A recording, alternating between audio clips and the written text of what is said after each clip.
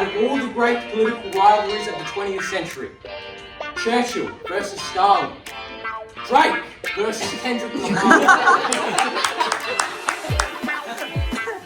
The most important one of all, very local one, Prime Minister Bob Hawke versus his own Treasurer Paul Keating. Alright, people, you're going to hear about some... I'll give you some context. I do want to be a teacher, and this is just going to be a preview of what I'm going to be teaching my students. Because I want to go into modern history, so this is what an average day in my class will be. I'm going into postgrad education. Right. Don't send your kids to whatever school you teach. You're not safe. Anyway. Part of this shit is not, the presentation part of it's not finished. I commissioned like 2 people to do some shit. One guy actually followed through and did some shit, and the other guy, he fell off. Right. You're going to say shit in your high school classroom? If it's ATA. If you fucking governor still. Now, g'day everyone. I wanted to tell you all about this indigenous land management technique. It's an ancient land management technique which involved the controlled burning of Australian bushland in order to maintain the health of the land and prevent larger and more destructive wildfires. The burning of dry leaves reduces the amount of fuel that could ignite a bushfire. Native plants regenerate. Animals benefit from the biodiversity that is created. And very finally, vegetation diversity is promoted. Water flow is better, soil quality is more refined. Anyway, that had jack shit to do with my presentation. Anyway, let's get started with today's topic of interest. The greatest rivalry. That's why it says kindness. I'm going to be a good teacher. I want to tell you about a story that goes all the way back to the 1980s in Australia. Out of all the great political rivalries of the 20th century, Churchill versus Stalin, Drake versus Kendrick Lamar. The most important one of all, very local one, Prime Minister Bob Hawke versus his own Treasurer Paul Keating. Now, we start off in 1944. Paul Keating is born in the brink of World War II, whilst the current Prime Minister is fighting off enemy attack and mobilising Australian troops. A few years later, after Keating's birth, a future Prime Minister, Bob Hawke, would become Guild President of a little place called the University of Western Australia. You might have heard of it. Now, before joining the same party, they were not aware of each other's existence yet, but both their mothers told their little boy that they were destined to be Prime Minister one day. And now let me take you to the 70s. A man named Gough Whitlam is Prime Minister. He introduces this little thing called Medibank. It's kind of like Australia's first... I guess we've got a fan here today, Medibank. Big rep from Medibank, alright. Kind of like Australia's first public health care system. Anyway, he's removed by the CIA, but that's kind of boring. Now, his 2 disciples. Oh wait, yeah. Medibank's privatised and it's like carved up. It's like dead shit now. Now, his 2 disciples, Mr. Bob Hawke and Paul Keating, vow to get back into power. Now, Australia, it was a first world country, but like a third world economy.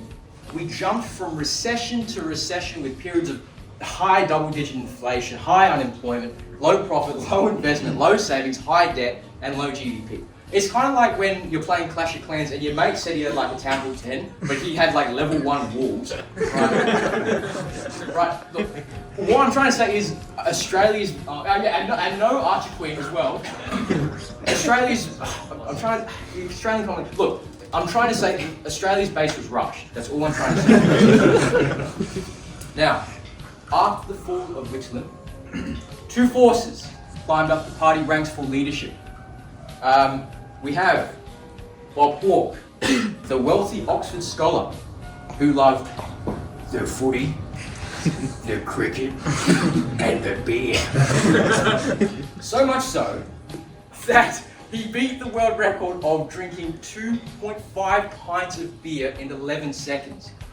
By the way, he was walking around this university 70 years ago. Let that sink in. No one has beaten that record since. Maybe you might want to try beating that record at some point. We will see. Now, Paul Keating, the Irish Catholic working class boy from a little place called Bankstown. Now, if you don't know where Bankstown is, it's a shithole. If you know where Armadale is, it's pretty much that, right? So, oh yes, he loved fast cars, Rolex watches, and flash suits. He left school at age 14. He didn't go to uni, and he entered Parliament at just age 25. Oh yes, two forces joined up. It was a powerful combo. Hawke was the charismatic people person, and I'll get you to read these quotes and let them sink into your subconscious. And Keating was the aggressive attack dog. Two very different styles of leadership.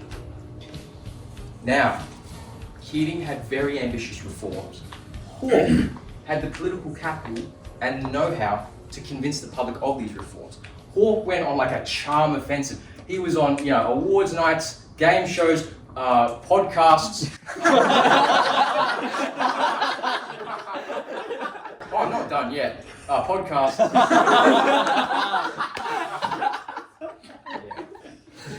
I'm going into teaching, guys.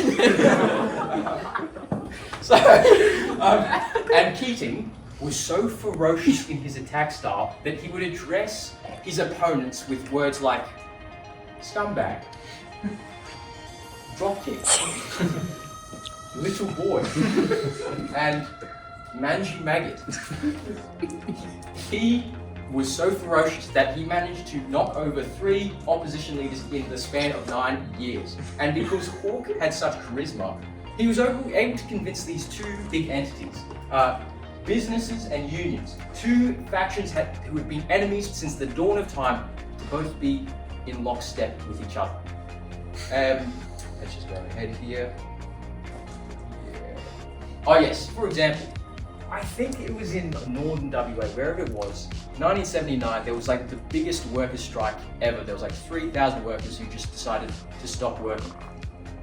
Hawke came in because he was the head of the unions at the time. He visited for 3 days and was so much of a negotiator that 3 days later, 3,000 people went back to work. And a little bit of economics here. Yeah. He fought for higher wages in the 70s. That's okay, fine. But Australia was in a recession, right? If you're lucky, yes, you might have high unemployment, but you might have low inflation. If you have low inflation, you can just spend your way out of a recession and you're all good to go. I hope no econ major is watching this because I am fucking cooked. Right, but Australia was going through this thing called stagflation, right?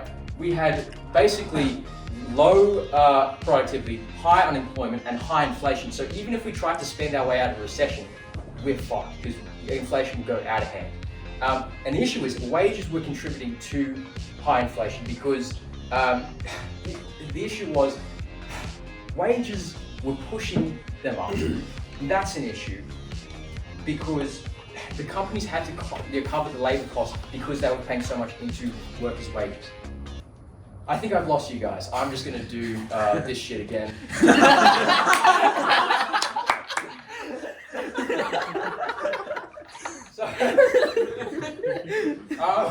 Anyway, Hawke knew that if there was more money flowing in the economy, inflation would go gangbusters, right? So that kind of goes hard. I don't know. I had like no reason to put this in, but like it kind of goes hard, right? So he made a deal with the unions. He said, okay, we will stop wage increases to keep inflation low in exchange for these two goodies I will explain later on. Now, once these two got into power, they started cooking. Oh my God, after the fall of Medibank, Hawke introduced this niche little thing you might have heard about, Medicare. And the first office was opened by Paul Keating in his hometown of Bankstown. And speaking of Keating, your boy got to cooking. He delivered some of the first surpluses in the nation's history. He sold off government assets to pay off the deficit. And look, I don't like any what's it called? Jim bro in the room's probably thinking, oh, deficit, you mean like a calorie deficit? No, I mean a budget deficit. Thank you very much. You can tell I played Clash of Clans a lot back in the day. Right, so inflation, unemployment went down. Keating actually won Best Treasurer of the Year by Euro money. He also cooked up this little thing called superannuation. You might have heard of it. Now, look, you might think, yes, it is, how do you say? Yeah, you're shaking your head, you don't like it. This next part's directed at you. Right, so basically, you might think that the government taking away a portion of your money to put into your retirement is a bad thing. You might think, oh, I worked so hard You said the words I said. for this money that I deserve to spend, right? Well, like, oh yeah, that was meant. Oh fuck, I missed the thing. I worked so hard to fucking earn my money. Yeah, but what are you spending on? OnlyFans and useless TV purchases and casino gambling. Right. He was trying to solve three problems at once. We had low national savings, low investment, and a budget deficit. Right? So the issue was the pension payments that the government was. I was not.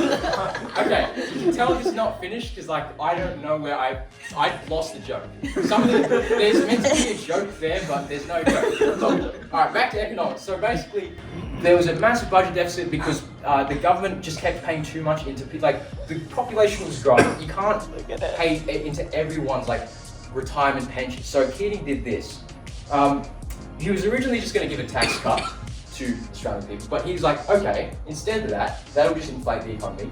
We will put your tax cut, the money, into your retirement savings, so you can have that and you can live off of that, right? Now, this is dark chocolate. Let's just say, and I eat this a lot because it's got caffeine in it. This, let's just say this represents your savings, your earnings.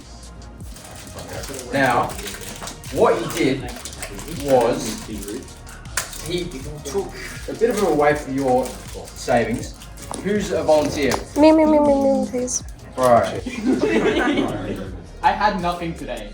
You're taking up 3 gigs of my storage right now. Shit, I'm sorry. Yeah. Keating? No, I'm not walking all the way back there, bro. See you, Jasper. See you around. See you. Now. Sorry, everybody. No, you're right. I've You're got a right. meeting at 6. All right, let him cook. So, let's just say he took a bit of your. I need to explain. It's promotional! This is your savings. He's like, okay, I'm going to take a bit of your wages away and put it into your savings. Now, don't eat it because it's your savings. Thank you. Save it somewhere safe off the stomach. I'm not gonna eat it. Now, You can save it with me. Just saying.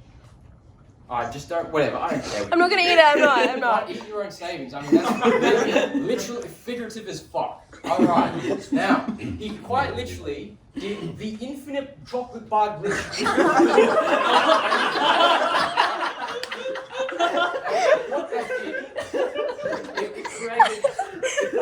it created a pool of national savings which all these super funds could spend to invest in the economy and infrastructure. Now, he also did this shit I can't be asked to explain. It was really risky and big. Basically, before I can't be asked. Look, the government. Exchange rate. The government used to control our exchange rate, right? So whatever the value of the Australian dollar is compared to America's, the government will go, okay, we will manually put it at however many cents to the Australian dollar. Keating thought we will let the free market just handle it instead and just let things fluctuate by themselves. He was trying to make the economy more resistant to economic shocks. I'll explain it all later. But more importantly, why was bro moving so mad, bro? Right? And I want this to soak into your subconscious because what's your drive? What's your inner command? What is your why?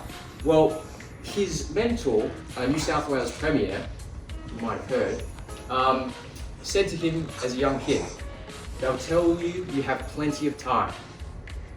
But the truth is, you don't have a second to waste.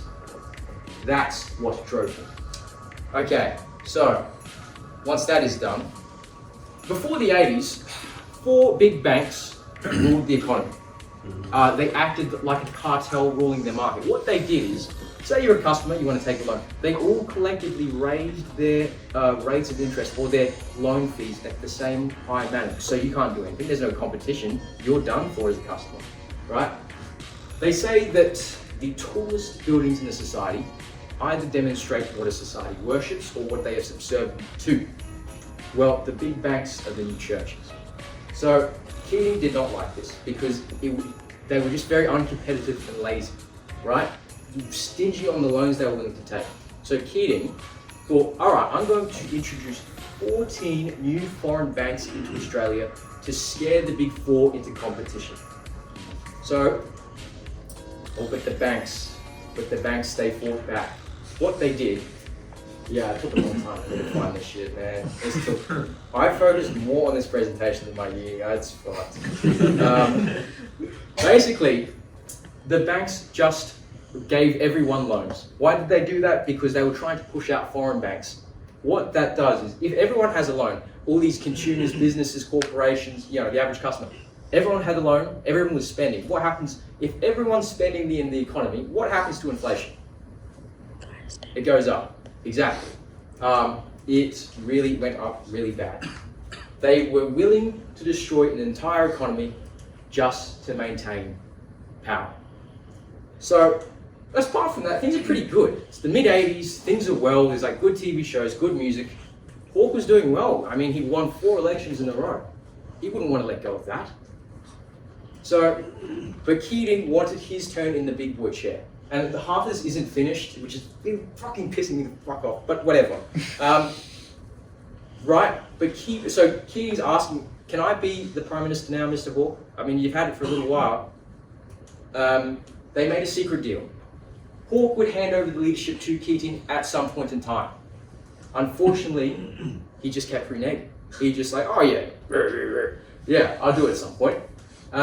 It's like when you didn't complete your final PowerPoint for a presentation at school. You're like, oh yeah, I hit it at some point, miss. Yeah, that was Hawke. He was doing the exact same shit. And Keating kept spamming. Keating kept spamming Hawke. It's like, it was a nightmare. Keating was talking about some, I'm gonna pull up at your house. I'm at your house. Hawke's double texted and left him on red. He has none of that shit. He just, So, okay, fair enough. Hawke does this Keating does this massive secret speech. It was just meant to basically diss Hawke. He was just gonna waffle on. It just talked shit. He organized a bunch of journalists right now and was just talking shit about Hawke. These are the leaders of the country, by the way. Right, and what he was doing, he talked shit about Hawke's favorite hero, John Kerr, saying that he's not all that, he's not the GOAT and all that shit. Not exactly in those words, but you get the point. Funnily enough, this fella here, Jack Lang, was Keating's mentor. Jack Lang was a factional enemy of John Kerr. It's funny how history repeats. So, right. And then he started glazing himself. He's kidding. He's talking shit about how he's the GOAT and how no one ever could have done it and how he's the most goated treasurer and no one else could do it, right? He thought he posted he thought it was a private story, right? But fuck, I missed the joke. Right, whatever. That doesn't have anything. Anyway, Hawke saw this and he's like, right. Yeah, you're done, buddy.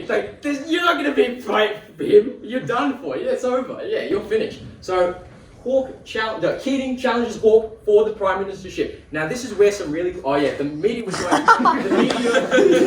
The media was going crazy about this, by the way, right?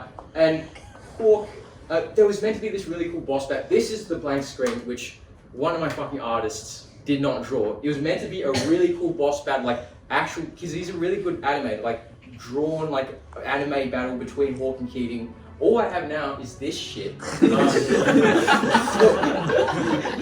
Get the idea. Keating loses that shit. I don't know what the fuck. Oh yeah, Keating loses. And he loses aura and he's like fucking sad and shit. Keating loses the first time. But something started to happen. Hawke got less effective at the job. He just was too successful for too long. He's like, it is what it is. Right?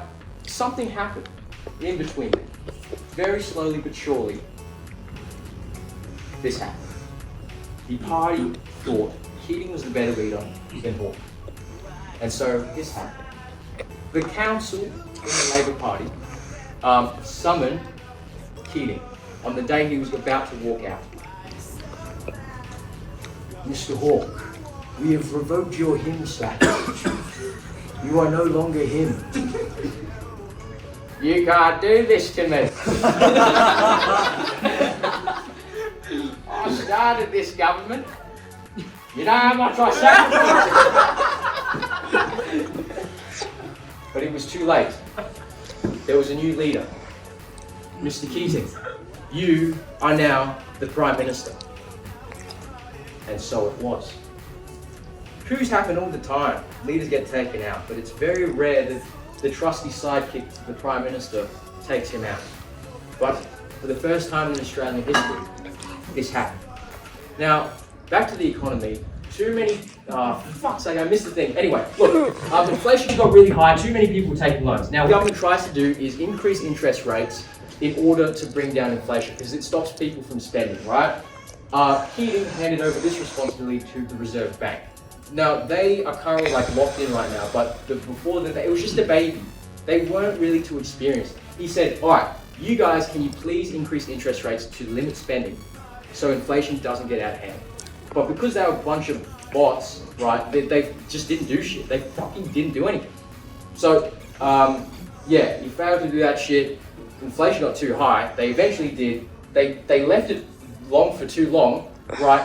And so spending halted, and Paul Keating caused one of the biggest recessions in Australian history. Yes, there was recessions happening around the world, but this was on him a little bit. It was and it wasn't, but most of the responsibility was on him. The inflation got up to almost 10%. You know, if you think inflation's bad now, I mean, ask your parents. Ask whoever was alive during this time. Hey, what were you doing in the 1990s? What was the prices like? It was that bad. The double-digit interest rates. You can't pay back a home loan. Look, bro, you can tell they're fucked up just by the facial expressions, right? Keating lost all his aura. Never let broke again. The public was not happy with him. The media was not happy with him.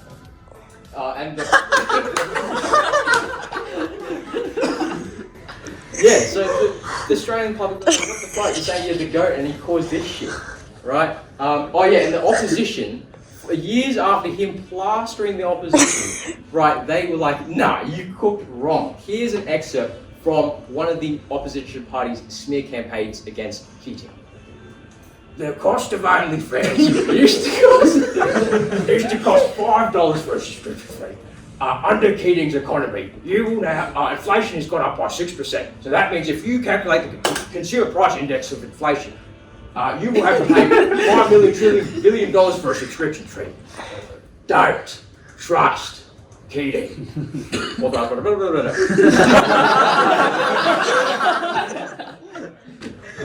Unemployment reached double digits. It doesn't really matter because half of us are unemployed. Businesses closed down. Factories shut down. People couldn't pay off their mortgages. People had to sell their homes. It was rough. 1 million people lost their jobs. 1 million people. Families couldn't put food on the table. Did someone say KFC? Sorry.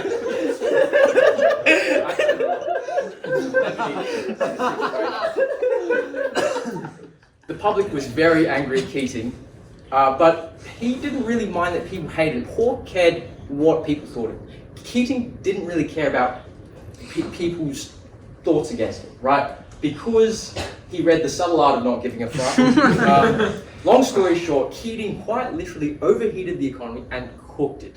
He burnt the place to cinders. But something started happening. Remember that indigenous land burning technique that I told you about earlier?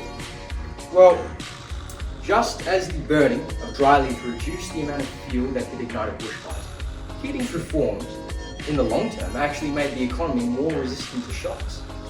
The float of the Australian dollar actually helped our economy get saved during, I think, the 2008 financial crisis.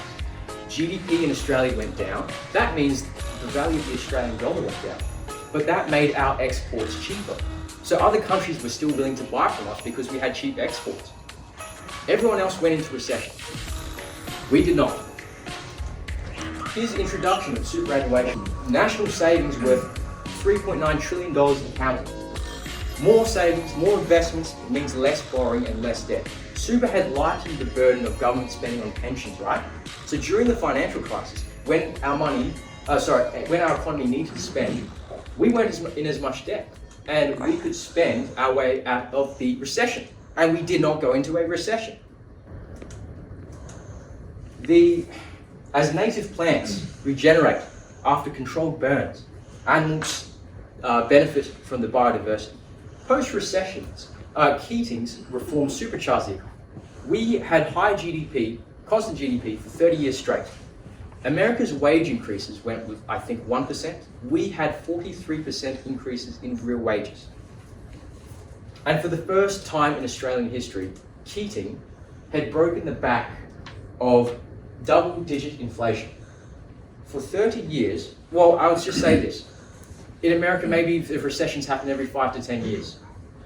We did not go into a recession for 3 decades straight, all because of his reforms. The forest stood strong of the Australian economy for 30 years straight, up until COVID. Now, in history, yes, 30 years no recession. He will either be loved, and these are real comments, by the way. He will either be loved or absolutely hated.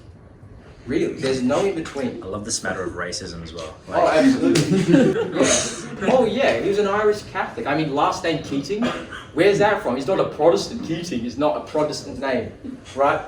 Now, the public, and you can see it. Look at that. Look at that.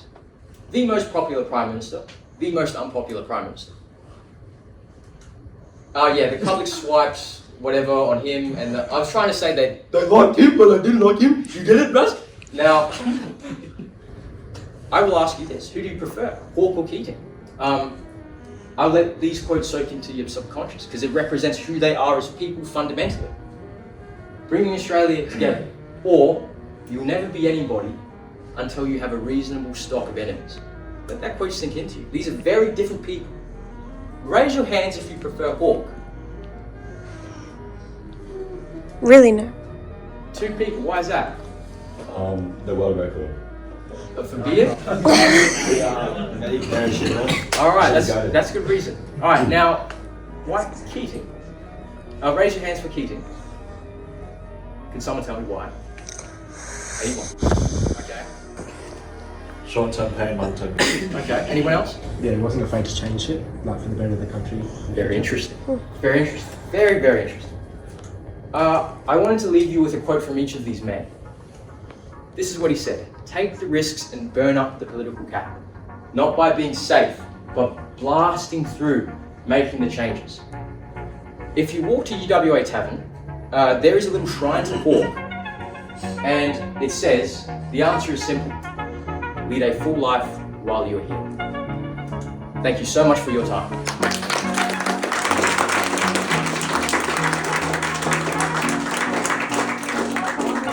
One more thing, I'd like to thank, get him up.